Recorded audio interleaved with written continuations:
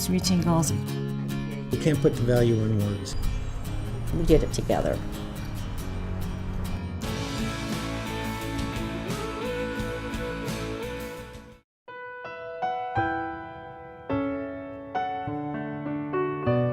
It was the time that parents were told by professionals, place them, get on with your life.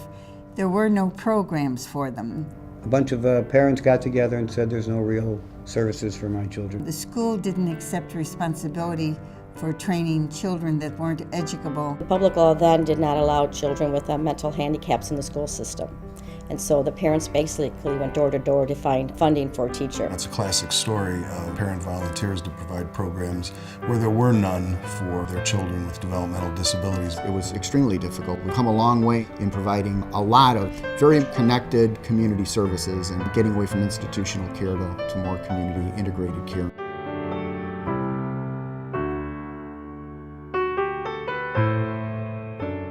INTERSECT for Ability was really driven by some forces in the developmental disabilities community. People have really realized that becoming collaborative and working closely with one another has a larger payoff for their own agency, for the network at large, and for the people they serve. We have 10 organizations that have come together and are truly sharing resources, sharing knowledge, and basically working for one goal. We are all going to be stronger when we work together. The Coleman Foundation has just been amazing in terms of their insight. We kind of recognized that the foundation was receiving a lot of requests from organizations that serve individuals with developmental disabilities. We really listened and heard a lot of opportunities and challenges that were similar across these organizations.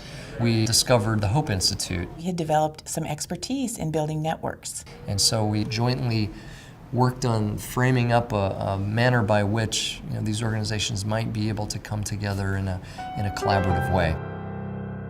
We all have more than we can handle sometimes, so we can rely on each other and help each other to meet all those needs. The impetus and the starting point is Coleman Foundation, who has graciously come together and understands what the future is going to require in terms of our own survivals of our own missions. And I think Coleman does really recognize it. They understand the power of partnerships, the power of collaboration, and that no one can go it alone anymore, nor should we go it alone anymore. I think other agencies and foundations and funders see this as a place where really quality agencies are convened. So it's the quality of the individual agencies. I also think it's really the network premise.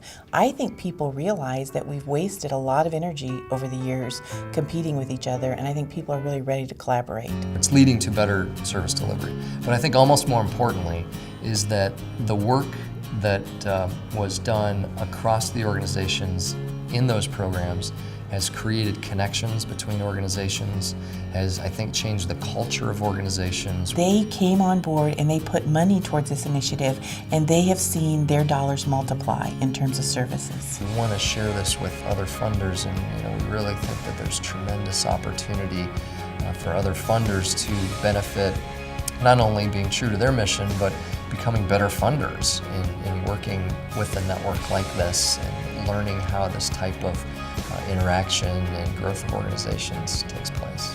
Everyone has dreams for their kids, and that doesn't change because your child has a disability.